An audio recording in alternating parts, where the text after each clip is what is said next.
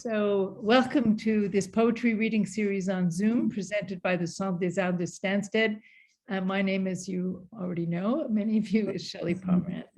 Je vous souhaite tous le bienvenue à cette lecture de poésie sur Zoom présentée par le Centre des Arts de Stansted.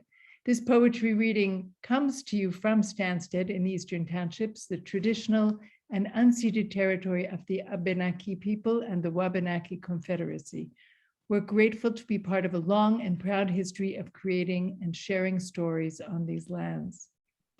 As you may already know, if you've been to one of these events before, we alternate poets who write in French and those who write in English. Once in a while, we throw them on together, but today the event is in English and features poets Virginia Konchan and Mark Abley. Virginia joins us from Chapbooks, also known as Halifax, and Mark joins us from Pointe-Claire, Quebec, which is the western part of Tiohtià:ke, also known as Montreal's West Island. In just a minute, I'm going to explain how this event will unfold, and I'll give each of the poets proper introduction. But first, I'd like to welcome Gabriel Safty, who founded this series and who programs our English language events. Hi, Gabriel. Hello, bonjour, hello. I'm very happy to have another event now, the second one we have in the series of this third season, and I find that we are very graced with wonderful poets and readers from 1 week from one event to the next without fail. And it's today's two very fine literary figures, Mark Abley and Virginia Konchan, will certainly add to our wonderful gallery of poets. First of all, I want to mention that I'm speaking for Centre des Arts de Stansted, and it's an organization that is now becoming more and more established in its drive to open a new theater that we're hoping to build in the coming year or so, based on the foundations of a 1912 cinema house that was built by the Haskell family in Stansted. We are now back to having virtual, the end of the virtual events now with the second event for this season as well. And this one is a tribute to Tom Waits. This is tonight at 7:30. Tom Waits, it's a kind of music and drama, 15 short films, and it should be a very lively and actually very stimulating program. And we're actually having, respecting the protocol, and we're having the Ever Ready Church, the Never Was Church as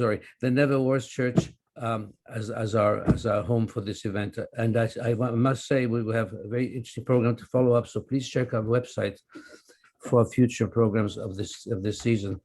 I also wish to just say that Mark Abley, you're someone I've been aware of, reading your work and for a very long time, and I remember enjoying Watchwords, for example, the weekly the weekly column you had, and all these literary comments and so on, and all the literary work you've done as an editor as well. And in fact, I think that your interest is in language and endangered languages is a particular interest and a great focus in your general work. I think you'll be reading something to that effect today, but I think that's a very important subject, and I think it's wonderful to have this kind of literary attention given to it. And I think that Tongues of Earth is the last of your poem, and I think that was a wonderful book to read, and I'm sure you'll be reading from there as well. And Virginia, you're really very lively literary figure with writing, editing, and you're a critic as well. And I know you published in a number of magazines, like as the New Yorker, and both your poems and articles, New Yorker and the New Republic. And now there's an exciting publication that you come out with, Hallelujah Time. We're all looking forward to reading that one. Véhicule just came out with it this year. And I'm sure we'll hear some of that poetry. Welcome, thank you so much. And I'll pass you. Shelley. Thanks, Gabriel. Just before we begin, before the poets dive in, I'd like to give you just a few details about how things are going to work. I'm going to ask you to close your cameras and your mics during the reading. If you feel like commenting on a poem during the event, please go ahead and put your comment in the chat. And if you have a question for the poets, you can put your questions in the chat as well. And at the end of the reading, I'll ask a few questions to the poets, but if there's time, I'll ask your question as well. Now, when we get to the end of the event, I'm going to, when I say goodbye and thank everybody, there's going to be a pause, and then I'll ask you to open your mic and your camera for a brief greeting. So which won't be recorded and won't end up going on the web. It's just a little chance for everybody to say hello. So now I'm going to get started by introducing the poets, as Gabriel already did, but I have a few more things to add about them. Virginia Konchan is the author of 3 poetry collections. As Gabriel mentioned, Hallelujah Time from Véhicule Press was just launched last week. Any God Will Do, which came out in 2020, and The End of Spectacle in 2018, both those books from Carnegie Mellon University Press. She also has a collection of short stories called Anatomical Gift from Noctuary Press, published in 2017, and she's the author of 4 chapbooks. She's also the co-editor with Sarah Giragosian of Marbles on the Floor, How to Assemble a Book of Poems, published by the University of Akron Press, coming out actually in 2022. Her creative and critical work has appeared in The New Yorker, Best New Poets, The New Republic, The Believer, which has nothing to do with Justin Bieber, I believe, Boston Review, and throughout the US and Canada. She lives in Chapbooks, which is the Mi'kmaq name for Halifax. And Mark Abley is the author of 4 books of poetry, most recently The Tongues of Earth, New and Selected Poems. He's also an award-winning nonfiction writer of such books as Spoken Here, Travels Among Threatened Languages, and The Organist, Fugues, Fatherhood, and A Fragile Mind. His work has been translated into French, Spanish, Japanese, Korean, and Latvian. He's currently working on a new nonfiction book for publication in late 2022 or early 2023. And Mark lives in Pointe-Claire here on the western end of Jojage. I'm going to hand things over to you, Virginia, to go first. Okay, wonderful. Thank you so much, Shelley, I'm making sure I'm not muted. Okay. Thank you so much, Shelley, for the lovely introduction. And thank you as well, Gabriel, for the lovely introduction and for the invitation to read. And thank you also to Carmen, my editor at Signal Editions, who I think made the introduction. And I'm just so happy to be here and honored to read with Mark.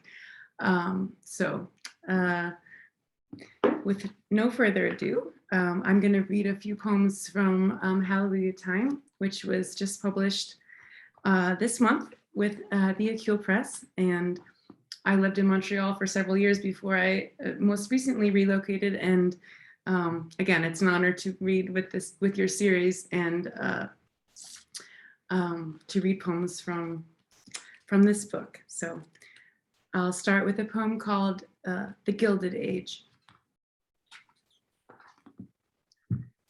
The sky is all eyelid, and the moon is a whorl of cotton candy, with no one left to eat it but God.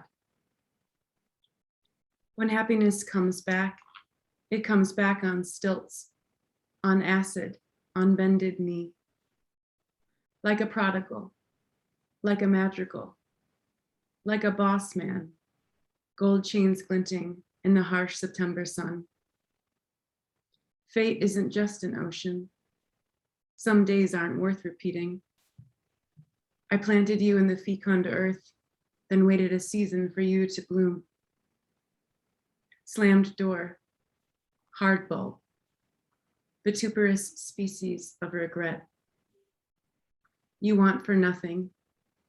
I want a window beyond me, myself, and me. Downriver is the past. Downriver is the foghorn that used to call the ship to port. Oh my goodness, I'm so sorry.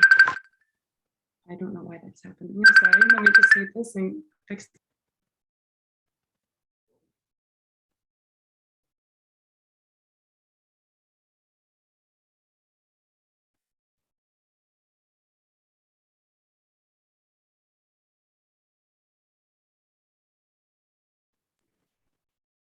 very sorry about that interruption. I didn't know that other sounds on the computer could be heard. I think I fixed the problem. I was just to the last couple lines of this poem. I apologize. Downriver is the past. Downriver is the foghorn that used to call the ship to port, and which now announces an empty womb, insolvency. So I'm gonna read a few poems from this book, and Mark's going to read poems, and then we're gonna go back and forth a little bit to keep it dynamic. I'm gonna read a next poem that kind of, it's a intersection between religious and secular job histories. Song. My first real job, barmaid. I stood, I stared. I poured Cabernet. I dried expensive wine glasses with a chamois cloth. My first religious job, altar girl. I held the Bible open for the priest and rang bells whenever he said, "This is the word of the Lord." My path is set for self-employment. After a lifetime in the armed forces, I no longer want to serve the man. Do I believe in corporeal punishment? Hell yes. Spanking teaches us about the utility of the scientific method. Diagnosis, prognosis, punishment, cure. Another meat part on the assembly line. But is it a boneless thigh or a wing? In due time, I will have stated my case. What are mirrors, cameras, even words? The whole damn work of representation, but the apparatics of being twice removed.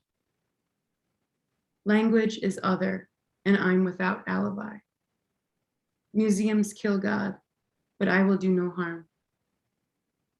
You're my imagination's sole figment, curio cabinet of kitschy knickknacks. But just wait, I can turn this ship around. Be thou my anchor, harbor, refuge, rock. Monetize me on the way to higher ground. So I'll skip to the middle section. Considering that we are participating in a bilingual series, even though this reading is Anglophone, I'll read a couple poems that invoke the French language, either through titles or the poem itself. So this is a poem called Les Années de Guerre that is inspired by a book it's titled Same by my friend Samuel Mercier, a Quebecois poet who came out with this book that I translated. It hasn't been published into English yet, but his book is called The Warriors in English and Les Années de Guerre en français. The past, yes, the past. Who was I then? My inner voice is getting kinder, but it's an enemy territory, the dueling body and mind.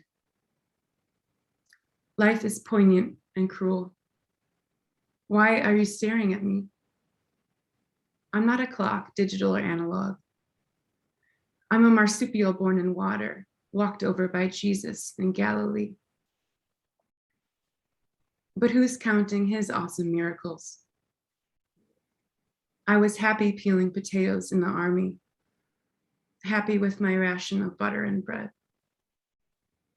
Dramatis personae, all rise. Court is now in session, presided over by your honor, in deed and name. Time is the essence of money, which is why I fail at both. Depth over breadth is the gospel I hiss infelicitously to the world. The thought you have after the thought you lose is the saddest thought ever, and yet hope is the thing with feathers that perches atop the combat vehicle. Who reminds repetition of repetition? What is the antidote to territorialism? binding men to evil like glue. Me, I reject all domestic certainties. I've never wanted to be anywhere but here at the apex of total war, caught in the crosshairs with you. So a lot of these poems crosshatch or invoke both romantic, ecclesiastic, political, but all through the medium of language. But this one is more straightforward love poem, or at least invoking the history of Romanticism, which is its title, Romanticism. The heart does its own bidding, is more than just a pump, but it needs a storyline beyond failure, triple bypass, attack. The bathers, clad in sealskin caps, dive into ice cold water. And thus the heart is electrified, awoke. Without a pacemaker, half the world would be dead. Art wields a scalpel, science wields a knife. I place a wreath of antlers in your hair, declare us forest and wife.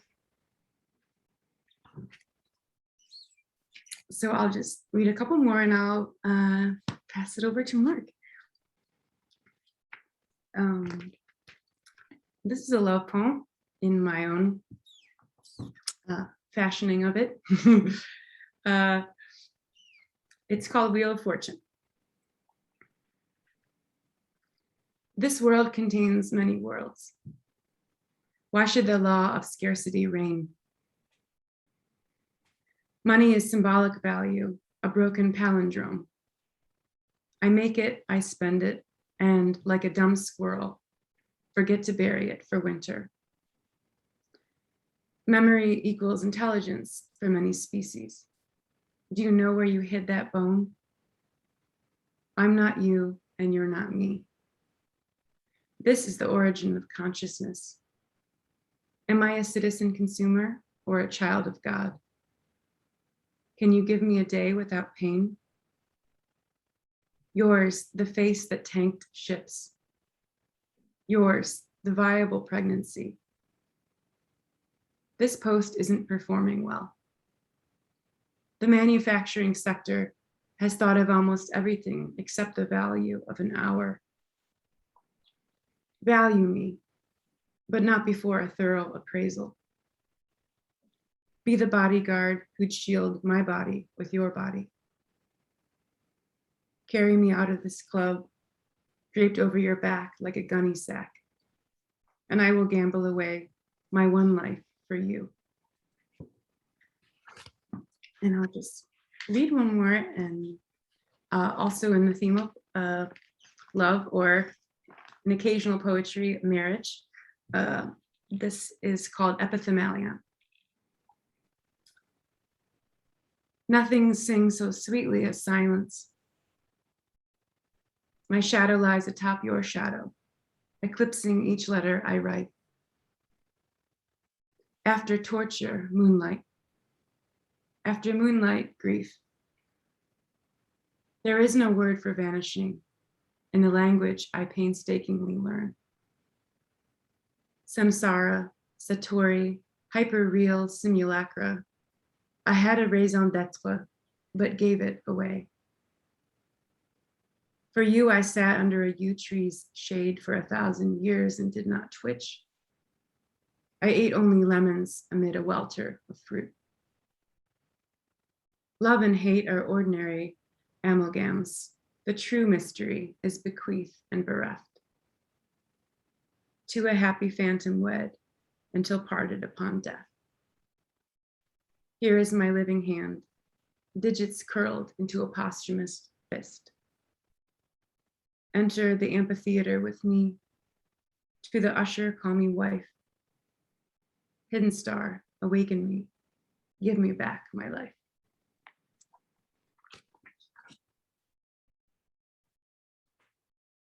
I guess I get to say thank you, Virginia. Hey everyone, it's a delight to be here. Thanks so much, Shelley. Thanks to Gabriel for your terrific introductions. Virginia, I just love poems in which a marsupial and Jesus turns up in the same poem as a quote from Emily Dickinson. That was great. I'd like to say hi to some friends whose names I saw on the list of participants. I'm not going to name people individually because I'm sure to miss somebody, but I'm really grateful and happy that you're here. I'm going to read from this book, The Tongues of Earth, new and selected poems. I don't really have very many new poems, and the ones that I'm happiest with are a sequence of 17 poems, which wouldn't really work in this context, but maybe in future I'll be able to do that. So the first poem is called As If. It's the first poem in the book, and I've always really liked the tradition in the music of India that you have ragas for particular times of day and night. So this is kind of a raga for the very, very early morning. Somewhere on the tidal earth, the traffic gone, arrives an hour when a cat persistent and plaintive at the door, you stumble out of bed to let her in, and as she brushes your ankles in a cool wave of night-scented air, hear a bird on a scarcely discernible branch of a high ash by the road begin to try out his pair of song-struck lungs, tentative, explorative, as if any god worth his salt would create music before light. The sad thing is that now the ash borer insects have done so much havoc that most of the ashes on Montreal Island have indeed turned to ash. So that poem is a bit of a historic relic because there is no ash now outside my house. Some years ago, I went to Labrador. I went to northern Newfoundland, spent some time there, and then a little time in Labrador. I wish it had been longer. And Labrador is just an amazing, amazing place. We went down a side road off the highway, a gravel road, and found ourselves, to our amazement, beside the oldest known ceremonial burial in all of North America, 7,500 years ago, in fact. A boy was buried there. This was on the way to a cove by the name of L'Anse Amour, the Cove of Love. Only in fact, it's a corruption of the French L'Anse aux Morts, the Cove of Death. So death has turned to love. That is actually not in this poem. It's just a background to the poem. But when we were there, the cove, the village at L'Anse Amour had a population of 7 people. I checked on Wikipedia now to make sure I wasn't exaggerating, and it seems that the population is now 8. So things are looking up. This poem is called Labrador. A gravel road to the sea, a raw wind, the end of a world. A pile of scanty earth heaped with rocks. Under the pile, just off the road, the skeleton of a boy buried face down, a flat stone across his lower back, and to give him hope on his journey, a walrus tusk, reddened pebbles, a flute sculpted from a bird's bone, and the toggled point of a harpoon. A deserted beach, the morning after rain, sliced by a stream through the sand. Fragments of a warship near a lighthouse, the color of ice, beyond a village of 7. 7,000 years ago, who wrapped his body in bark and animal skins and placed his head toward the falling sun? Who lit the fires beside him and cooked food? No bowheads offshore, no walruses, no smoke curling over the valley, the end of a world, a raw wind, the sandpiper's tracks along the shore.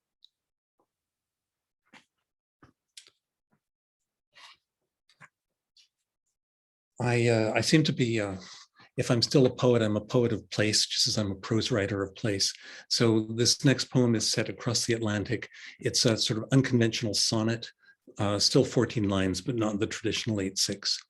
It's set in North Wales, And the title of the poem is Evanected, which is the name of the village. And then the poem plays with the real translation of Evanected into English, and then a possible other translation of Evanected. And what I really need to say is that in the second last line, you'll hear the phrase frosted beaches. These are not the same kind of beaches that were in the Labrador poem. These are not beaches of sand. These are beach trees, okay? So think of trees, think of trees. Evanected. Land or place of the monk, you say it means in the old language. Though if robed and cowled, God-hungry men ever knew this village. Smattered houses, a stream, a whitewashed church, a pub where drovers would recuperate, their doomed flocks clamoring beyond the yews. The story's lost. I imagine the name means hamlet in the valley near a fern-fringed waterfall dividing the roadless wood, where you, with luck, might hear a black grouse drumming or glimpse a red squirrel. You, walking at the year's turn, finding above the sheep-colored fields and frosted beaches a nail of moon, call it chluad in the old language.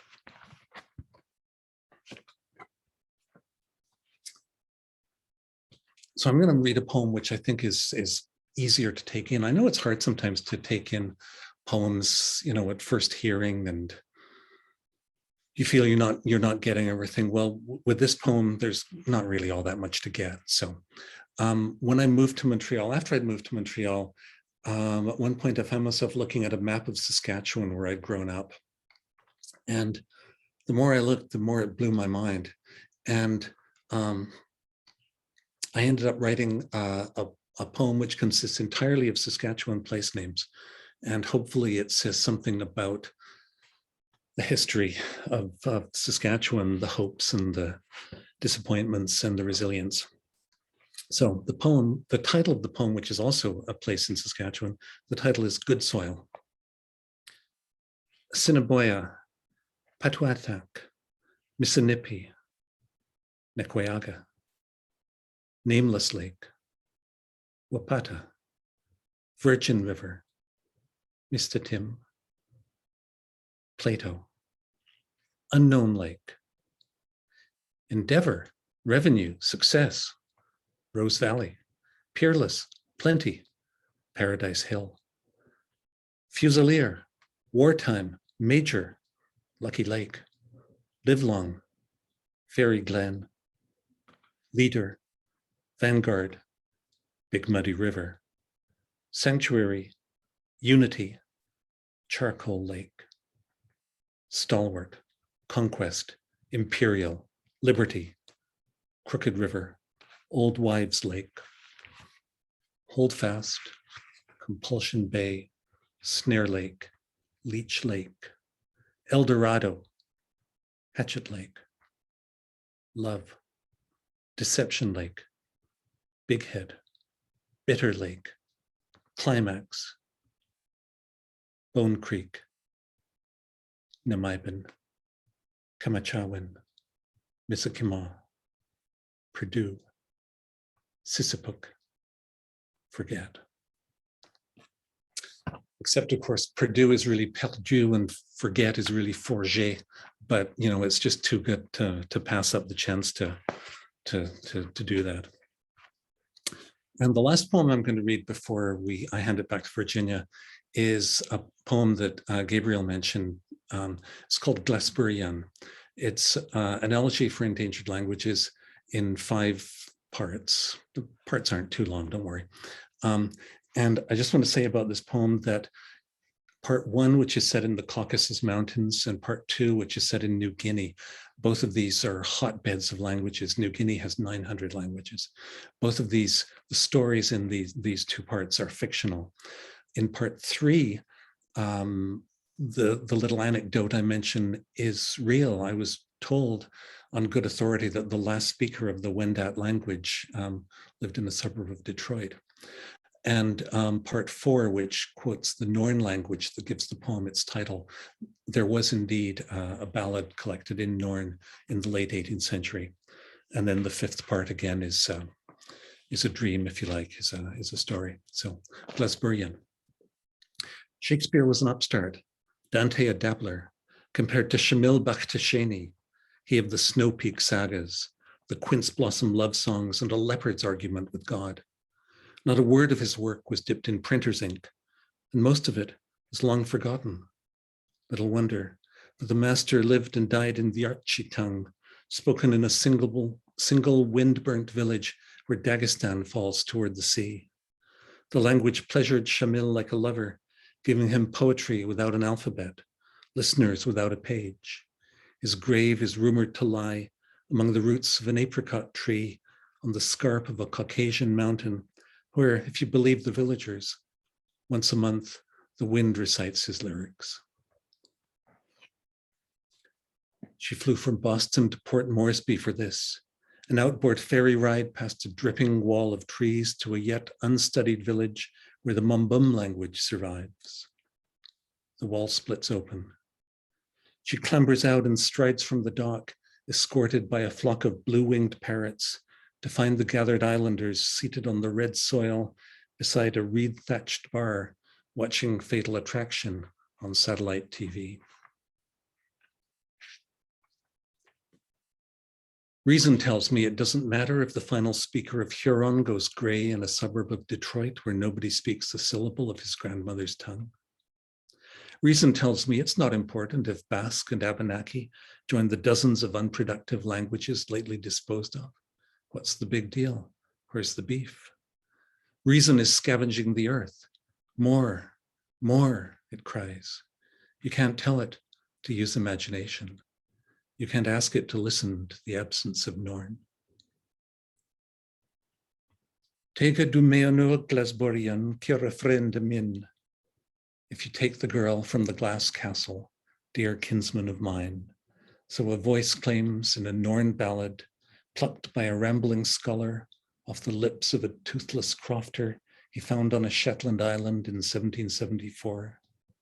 Soon the language was a mouthful of place names. Jemnemen is een Vruldenstande, Gedemin vara to din. As long as this world is standing, you'll be spoken of. That music?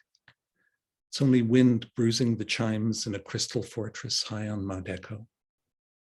Each time we lose a language, the ghosts who made use of it cast a new bell. The voices magnify. Soon, listen, they'll outpeal the tongues of earth. Over to you, Virginia.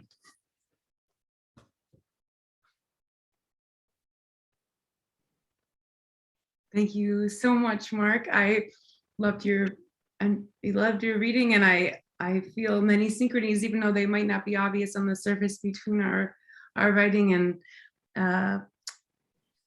one thing I thought of during your reading was this quote by Emerson: "Language is fossil poetry," and the archaeological and geological layers to language, not just etymologically speaking, but with anthropology and our disappearing world, both materially as well as linguistically. So and that last poem was just stunning. I'm going to read a few more poems from the third section of Hallelujah Time, and then I'm going to read a few poems from the third section, which is an abecedarian, which is more engaged with obviously, as an abecedarian is with the alphabet and the associative power of language. This poem is called Les Fleurs du Mal, as an allusion to Baudelaire. There is a difference between charity and clarity. There is a difference between mimesis and God. Contingency, contingency.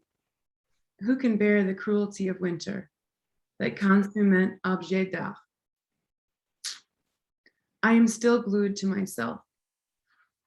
Meditation hasn't worked, nor religion. useless homilies resounding in the ear. That machine won't do what I tell it to do. That machine is working so hard. In retrospect, it hurts plants to flower, hurts them even worse to go to seed. How long has your body been dead? What was the name of the field? I write your name in cursive. I run my fingers through your snarled hair. Incorporeal Lord, I promise to become fit for human consumption. I promise to give up this gigantic barge of sadness. Book of death I will never understand. Beloved, I should have called you fire because you are not allowed and cannot last. Seeing you, I want no other life, but to die like that in your hands. Mark, your reading also got me thinking about the universal and anthropological motivations and also meanings behind poetic language as difference from as differentiated from different kinds of utterance in language. I can't wait to explore your work further. This poem is called Paternoster, and it's an invocation of a lyric other or a lyric address in which you can't really secure the identity of whom you're speaking to. Paternoster. Father, prime mover, God Almighty, I have forgotten what to call you. I have forgotten my pretense, my sounding board, my ruin. My friends, are they happy? My enemies, are they fed? O lilting liturgical lament, your skull will have its halo. My finger will write your name in an alms bowl of dirt and ash. Today I have done nothing but historicize my feelings, nothing but inoculate myself from rabies and airborne ills. What is not everywhere? I am smitten with the sun. Bad shepherd leading us astray. The minute the doctor says cancer, I can think of nothing else. Cure me of ancestral longing. Cure me of the need for speed. I shunt my body into your whereabouts, Lord. Pray for the end of virginity. I have grown wholesome and wise in the interstice between centuries, yet my soul remains morose and blue. I fasted love while others were feasting. I stood forever holding my hand out to you. And this is the last poem of this section, and then I'll just read a few from the final section, Vox Populi. This poem is called Hard Night, and that's all I'll say. Hard night. Then came with time a sort of deadening. Then came the birds that woke me, dishabille, while I was dreaming of satiety, gaiety, the blood of my boot-black heart. People are people, but the world feels elegiac somehow now. If I perish, said Esther. And if I am bereaved of my children, I am bereaved. It's déjà vu all over again. The undecideds cannot make up their minds, and our nation must come together to unite. Part of the problem is lexicon, the different ways we describe or experience the mistral breeze. A tautology is true by definition. It has no possibility of being false.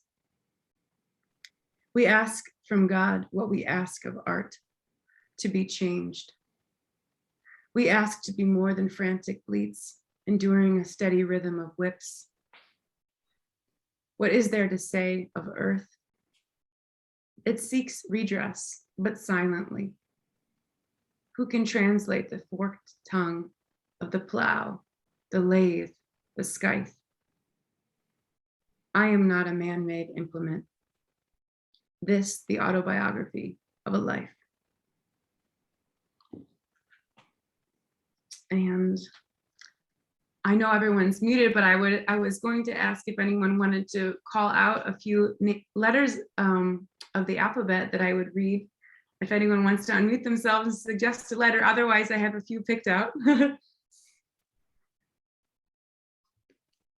Mark, were you going to suggest a letter? V, do V.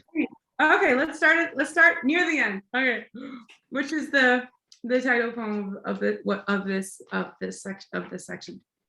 Okay, thank you. V. Signal flare vox populi, on lips painted a voluptuous red. Wax figures walkie-talkie veering out of range before returning to the sealed kiss of a people's vernacular. V formation, the symmetric shape of flight for migratory birds and military planes to improve fuel efficiency. All except the first fly in the upward flow of air from the wingtip vortices of the bird ahead. V, vortex surfing, otherwise known as free lift from other planes. V is for Vespers, vigilance, Virgil's vertiginous volta guiding Dante through the vernal equinox in spring. V, Venn diagram used to teach probability, logic, statistics, and linguistics. Vitruvian Man, drawn by Leonardo da Vinci in 1490, inscribes human proportions vehemently. V is for vandalism, vampires, vagabonds, virulence. In World War II, the Axis was fought on land, in air, and at sea by benign, more integrated societies. V is for a vestige of hope, Allied victory. K, you want to do K? Yeah, I'm loving this. I would love to just read whatever you guys, it is a little bit of an abecedarian is a little bit of a randomized form as it is, or at least a formal conceit. So I'm kind of just enjoying this. Whatever you guys, I'll read a few. So I'll go to K, VK, which strangely are my initials. Thank you, Shelley. K is for Tennyson's Kraken, Cretan emerging sans fins from a watery abyss. Klimt's fame sealed with his 1908 painting, The Kiss, housed in the Oestrechery Gallery Belvedere in Vienna. K, the only letter to keep a straight back while its two remaining limbs kick and scream, a truce between Hyla from the forest, paper fuel, and class struggle of Das Kapital. Kangaroos, kittens, esoteric Kabbalah, Hebrew for reception of foundational texts, along 4 levels of exegesis, the 4th revealing its secret inner meanings. In a sphere without secret inner truths, the infinite is lost, yet can be found, made whole in the Japanese art of kintsugi, repairing broken pottery with veins of liquid gold. Maybe 2 more if someone wants to. How about B? B, Gabrielle? Yeah. Okay. Okay. This one is rather short. B is for blamelessness. Sherlock's whodunit hook, keeping beehived housewives propped up on one elbow past midnight, while their husbands, laid off from the manufacturing plant, snore steadily on. B, boring holes into drywall in a modular prefab home. B is for belief, belonging, beauty, bliss. Barcelona, Beijing, Berlin, Belgrade. B, blasphemy of nuclear arsenal threat, the space race, proxy, and culture wars. As if a bomb could destroy humankind, our belief in babies, biofuel, bric-a-brac, and the helium balloon, now busted, of belligerent financiers, cartoonish voiceover whiting out for decades, the braying, bleeding, bellicose world. And someone can choose the last one. F. F? Yes. Oh dear, I'm about to say a swear word if you chose F. Yeah. It's not a good idea. No, it's a great idea. I love the F poem, but as you can imagine, it might contain a epithet that begins with F, but it's a good poem. F is I have an aversion to the letter F. I don't know why. This was the hardest one to write, so I'm glad you picked it. C'est un bon choix. Okay. F is for failure of fiduciary funds drowned at sea, despite lifeboats and lifeguards wearing flippers. F is for fencing, fracking, and the rhythm of riposte, for fanfare checked by fossil fuel economies. F is for flirting, fucking, faiblesse, the fall of Enron financial execs, sentenced to 6 months in prison for fooling and thieving pensioners. F, fake news, dealings off the book, fantasy fairy tales, folklore fiction from finger, shape, devise, contrive, feign, function, 6th alphabetic letter in Fang song, Felix, or foot-like fonts, the frenzy of fin de siècle dénouement. The temperature in Fahrenheit at which water boils, 212 degrees. The fever in a room when caught in flagrant delicto, lovers who keep going and don't care. The self-forgetting of enlightenment, a flasher exposing his junk to others. The flavor of a flank steak served rare.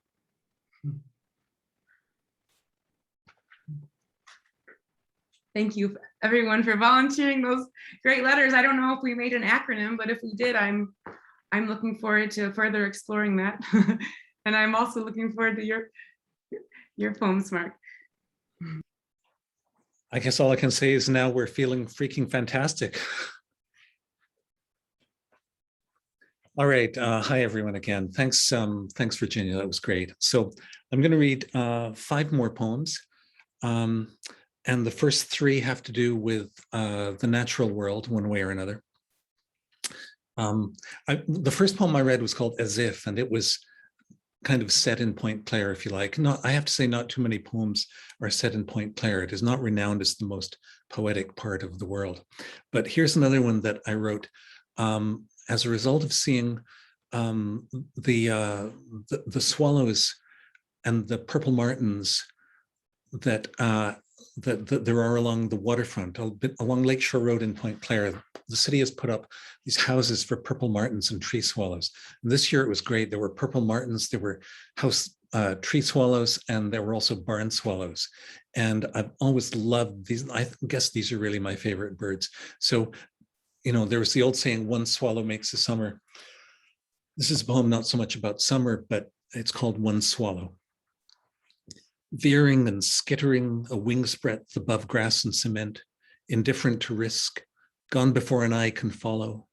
Are the moths and mosquitoes really so quick you need to put on this Cirque du Soleil, fork-tail, will-o'-the-wisp display? Look at the managerial starlings pecking away beneath you. Don't they make you a little envious of land? No. Breath of sky. It's inconceivable you should lurk in mud's element. Blue-black wanderer, bird in no hand, dodger, freelancer, showman, corkscrew of air. On your swiveling travels, never lose faith in your act. When you hurtle south for a winter, the sky grows pale-faced and stormy without your insouciant whippersnap flare. The days hunker down without you, needled no longer, stolid as work. Your flight was their thread. Now you're dangling over Guyana, still chasing lunch with that cool, improbable artlessness. We miss you. You always missed us. Poems come from all sorts of sources. You know, sometimes it can be something that takes, I find anyway, takes a long time to emerge, and other times a connection just snaps into place. And it did for me once when I was at the Banff Center in Alberta out there for a month's program. And one of the other writers who was there was a friend of mine, a fisherman as well as a writer and editor named Ian Pearson. And I was thinking of Ian fishing the Bow River near Banff. And then I read the story in the Globe and Mail that had a line in it from someone with the wonderful name of Professor William L. Fink. And I just thought, you know, I have to write a poem so I can say Dr. Fink, the ichthyologist, in a poem. So here goes. The epigraph to the poem is, how this came to be is a real interesting question. William L. Fink. The poem's called Blind Electric. Ian, give up fly fishing the upper Bow. Leave Montana's trout streams alone. If you parked your Honda by the Amazon, no Dolly Varden pilgrim or rainbow partisan would wreck your solitude, reeling as the light pours down. The Amazon water is muddy, says Dr. Fink, the ichthyologist, and 20 feet down, it's black. Which is why, in the deeps, creatures grow who spend a life without light. Blind, electric animals that eat nothing but the tails of other fish, and can, if munched, regenerate their own. Eyeless, transparent catfish. Fish that devour dead wood by the banks where you'd be standing, Ian, casting your luck upon the waters, listening to bossa nova in waders, and wondering how it feels to swim through a darkness charged with currents, taste buds all over your skin.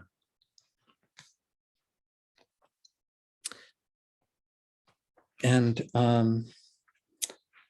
yeah, and a poem which is also about animals that cannot see. I seem to have this peculiar interest in small animals that are blind.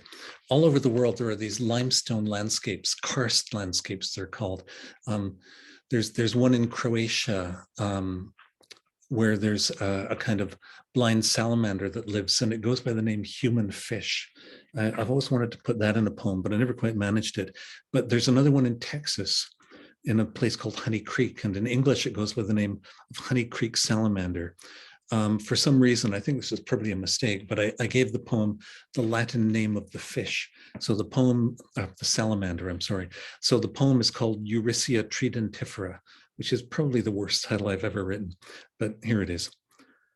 A salamander, pink-white, found only in Honey Creek cave with remnant atrophied eyes, its home a void of light. Should anyone care if the slippery creature dies? No economic value, not the future of the genus, one of nature's small accomplishments, a blind perpetual swimmer with what my Audubon calls a snout depressed abruptly below the dissolving bedrock, the persimmon-dotted hills. No telling what it perceives. If a city drained the aquifer, or some zealot blasted the hell out of Honey Creek and sent its dwellers to kingdom come, why grieve for a minute? Just because our spinning earth no longer belongs to the wild things in it, and they vanish one by one, hour by hour, pale morsels of flesh that can hardly dream what the world has swallowed up since a few intrepid ancestors made a cave their home.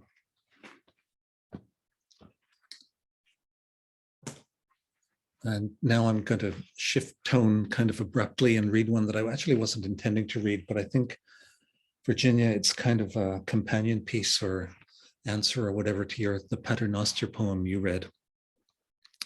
This is Mother and Son, Lethbridge, 1964, when I was 8 years old. You were the voice in the kitchen singing. I am the smell of new washed linen in a summer bedroom with the window open before drowsiness tucks me in and silence falls.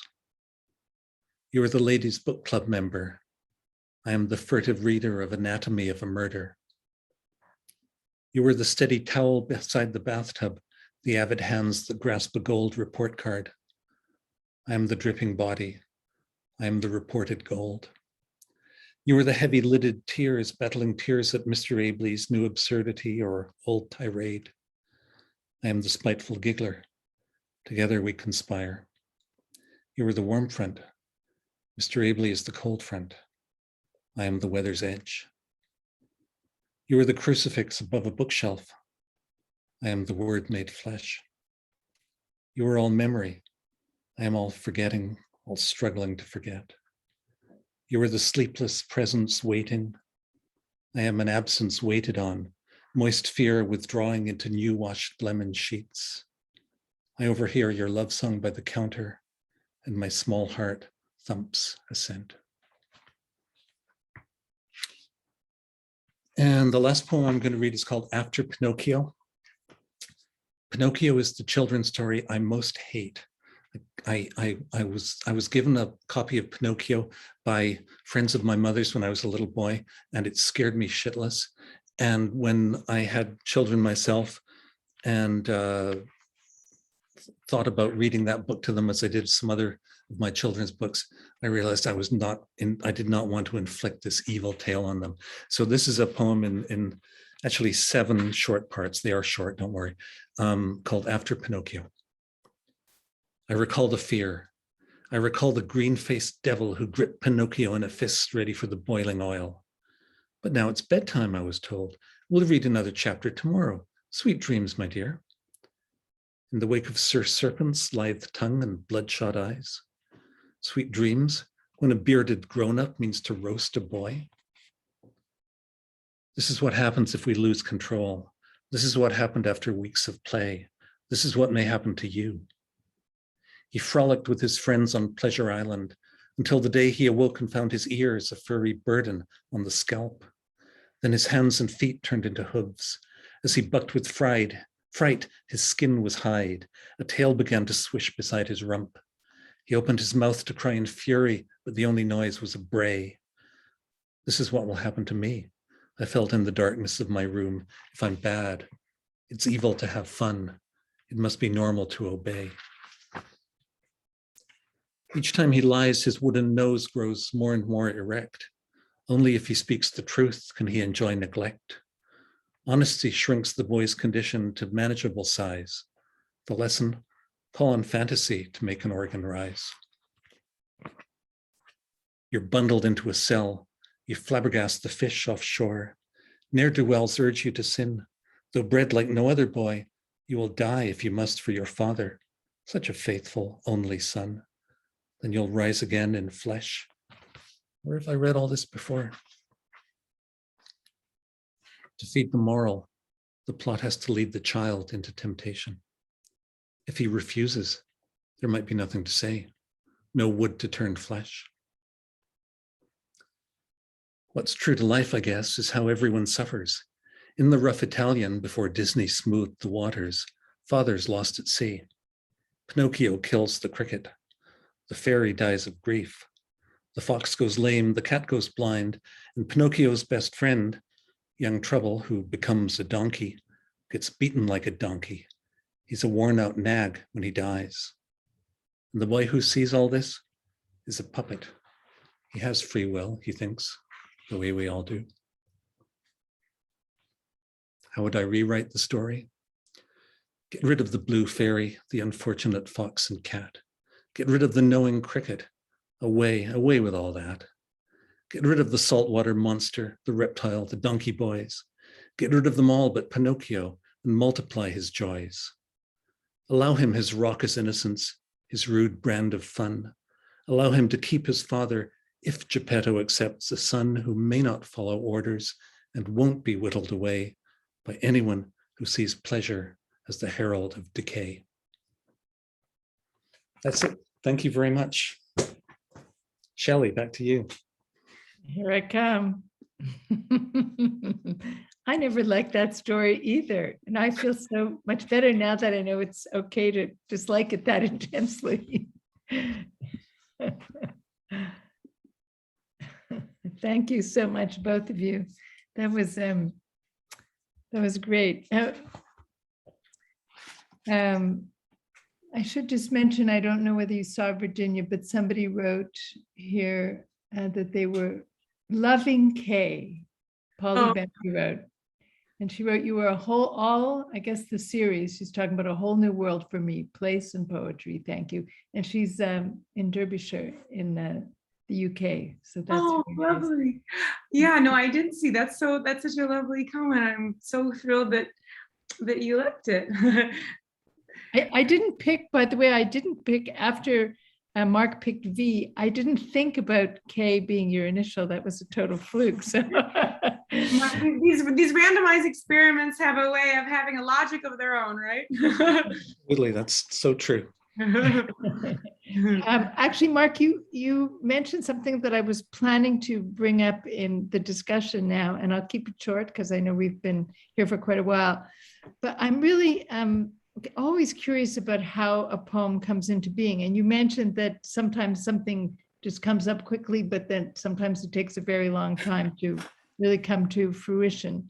So I wonder where the seed comes from, and this is for both of you. Do you see something in nature, or something happens with another in relation to another person, and you're moved to write it down? I wonder, a lot of prose writers, they sit down every day from 6 to 9 in the morning and they do their 3 hours. But it seems to me that poetry couldn't happen like that. Am I wrong? You're right. I guess different. I don't want to speak for every poet. I think every poet works. He works in a different way. But it's true. Graham Greene, who's one of my favorite novelists, and who incidentally, it's his birthday today. He would have been 117 years old today. Graham Greene used to write 500 words in the morning, and when he got to word 500, he would stop. Apparently, even if he was in mid-sentence, and then spend the rest of the day doing other things. That's called being disciplined. That is incredible discipline. Virginia, I don't know what it's like for you, but I'm almost considering myself an ex-poet at this point. I'm still very much writing prose, but I just find for poetry, there has to be a kind of flash of some kind of connection or inspiration. And it doesn't happen to me too often anymore, unfortunately, but it's unpredictable when it happens. It's nothing that I can will into action. There has to be some sort of spark. And then once there's been the spark, then will and discipline can indeed enter into it. But there has to be some kind of spark first. Mm-hmm. Do you want me to speak to that? Sure. Okay. I was fascinated, Mark, in your reading how you touch on that subject, both like with the Pinocchio poem, and also the poem that preceded it and your other work. The provenance of poetry and the provenance of that creative or divine spark, as well as with Pinocchio, this question of the animating impulse of wood turned flesh, or spirit turned flesh, or whatever. It's such a fascinating idea, both in terms of creativity as well as religion and spirituality and the lyric tradition. So I think for me, as I told someone yesterday, they also said that they were talking about turning more to prose from poetry, and I said I feel the opposite lately. I feel like I'm doubling down on poetry, and that I'm turning this idea of trying to develop a little bit of an art and a science out of the creative impulse, and where that comes from. And I'm never going to be a project-based poet. I can't really write like that. But in addition to working on some nonfiction projects, I'm trying to cultivate that spark through more intentional means. But it's not often, one poem out of 10 might not fall flat, but or might not feel stilted in some way. But it's a fascinating and enigmatic process. And I think the more the more a poet tries to regularize it, or sometimes create a writing schedule, or create trying to turn it into an algorithm or any other kind of systems-based or project-based process, is often when it could be fascinating theoretically and conceptually and important on many social levels, but often that the song part or the animating impulse, as Mark so beautifully evoked in his reading, might not be there. But that's just part of where we are, I think, in terms of poetry.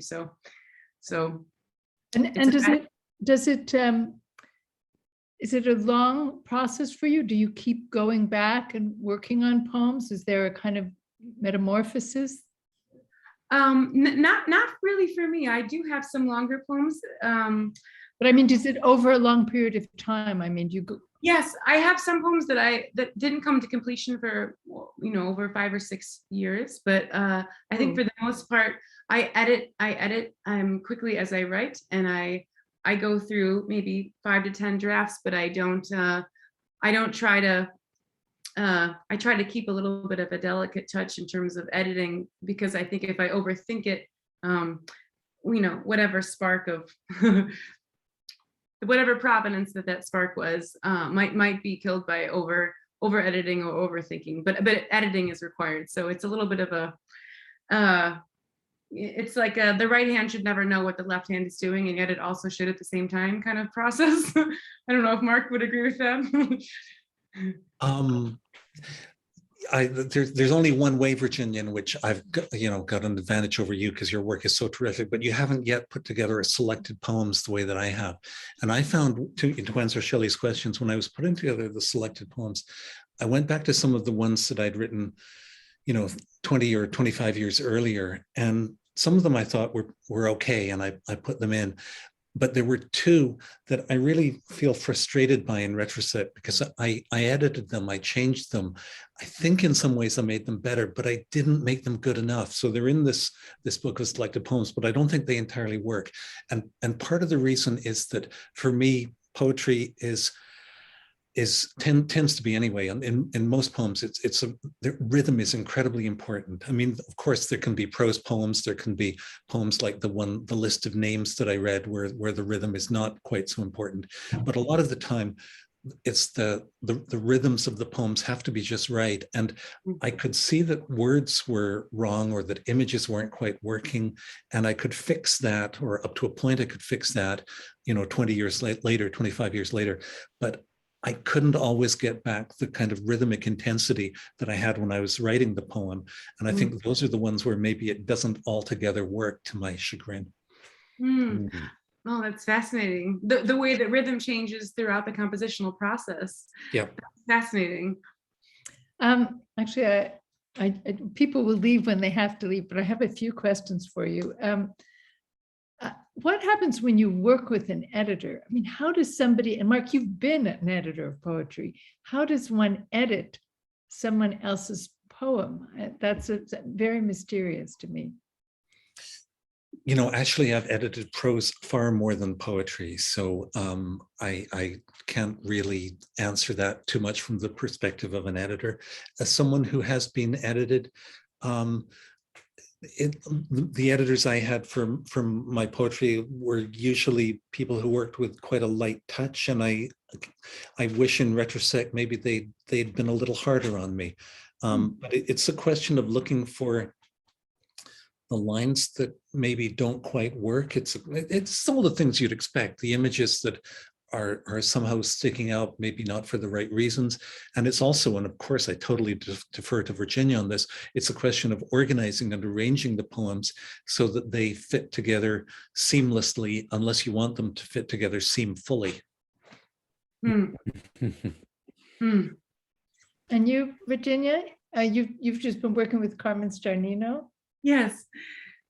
Who, in my opinion, did a fabulous job on this book. And it is, as Mark, as you said, it's not technically a selected book of poems, but it is, as Carmen would put it, like an introduction or a reintroduction to a Canadian readership, because this is my first full-length collection in Canada, and it does contain poems from previous collections and chapbooks that I published. So it is a little bit of a menagerie of work over the last 10 or so years. So I edit a literary journal, but I'm a pretty hands-off editor, and it is a literary journal. I'm not an editor of poetry books, but I think this was the first book that I published where I felt that I really had a serious reader who both internalized and really recognized what I was doing in a way that was like one step ahead of me, and in a way that validated and ennobled the idea of having a serious reader who really understands and appreciates what you're doing and can see synchronies between the poems and create a narrative arc, and any kind of arc of the book, and to see Carmen put it together in that way. I can honestly say that it made me feel like a poet to see my work through his eyes. And yeah, it's a gift. It's a gift to be edited. I know that sometimes when I edit people, there's a lot of resistance, but I think it's a gift to be seen and heard in that way, and to have it be a dialogue the way it was with Véhicule and with Carmen. So I'm very grateful. Okay, if I can just jump back in for a quick additional comment on this. I'm now writing a prose book. I'm 95% of the way through it, and I don't want to talk too much about it, but what I want to say is that I'm being edited chapter by chapter for free on a basis of friendship by a good friend of mine called Harold Hoeffel, who's a poet and a short story writer in Montreal. And Harold, the great thing Harold's doing for me is asking questions. So sometimes I say something and I could say more, and Harold is pushing me to say more. And I think that's sometimes what an editor is most important for. It's not just a case of pointing out something that's wrong, but it's challenging a writer to do something more and better and different. I have one last question for both of you, which before we got online, Virginia, you mentioned a little bit, we were talking about whether this time that this weird, strange, wonderful and terrible time we've been living through, whether it's been a good time for you to write, to work. Yeah, I think the beginning of COVID, I think was a little bit of a what do they call it, crisis management, and then it turned into the luxury and the gift of having a period where you can indulge in your introversion and indulge in, a period of time to write. I found it really annoying when people say that they were bored during the early stages of COVID, or were having, because I just thought it was a luxury in our consumerist capitalist society where we're pressed for time all the time. I thought it was a gift. So, and then that transitioned, as I mentioned in the when we were meeting earlier, into other kinds of existential states of mind, and including cabin fever and global concerns. But I think in general, I think that long stretches of time, I think even though poetry is a more kind of episodic art form, as opposed to prose or projects that are more sustained or that are in sentences and not lines, I think it was a challenge and a gift to be able to think in terms of a larger scope, and actually think in terms of, as I'm contradicting myself, but in terms of projects and in terms of intentionality in my work, as opposed to sequestering little pieces of time to write poetry that comes more from a state of urgency or effectual states of mind, as opposed to really thinking about the form aesthetically and doing more serious reading. So I think overall it was, it was a plus, and very advantageous to me in terms of my creative process. But other things maybe not so much toward the end, because I think the lack of socialization and the lack of contextual reality can be challenging and not advantageous to anyone or any art form. But I think there was a golden moment in COVID where I was just grateful for the opportunity to immerse myself deeper in my process. So I think you have a book title there, which is Cabin Fever and Global Concerns. I love long titles, so I think I might take you up on that. Mark? Yeah, I would say, speaking as someone who tends to look at a glass that's half full and to say there's hardly any water in that glass, I would say that it's been really important for me to have a writing project the way I do. This nonfiction book I'm working on at the moment. I find any sort of creative act is a beacon in the night, like a candle against the darkness, whatever. And so to have the chance to work on something like I've been doing, is terrific, and it's really kept me going. Otherwise, if I were thinking about climate change, and if I were thinking about COVID, and if I were thinking about, the Greenland ice caps and so many other things, I would all too easily, start drinking scotch at 11 o'clock in the morning, kind of thing. Whereas, because of the book I'm writing, I save that scotch till later. You have at some point been thinking about the salamanders and where they're going. So Yeah, I'm sorry about that, Shelley. By the way, I want to thank again you and Gabriel and everyone else involved in this, in the Sensed Art Center, for keeping this kind of community alive, keeping us going, keeping writers going during the pandemic time, because I think it's been really important for a lot of writers to be able to have that sense of a community that we can draw on, even if we're not always drawing on it, to know that it's there, to know that it's something out there that can still bring people together, even if we can't always be together in person. I think it's at least here in Quebec, it's an incredibly strong and supportive community, both on the French side and the English side. It's just really been amazing to see that connection that people have kept going through the pandemic. I think we'll wind up. There's been lots of thanks coming in the chat. If you have a second to look at it before we go.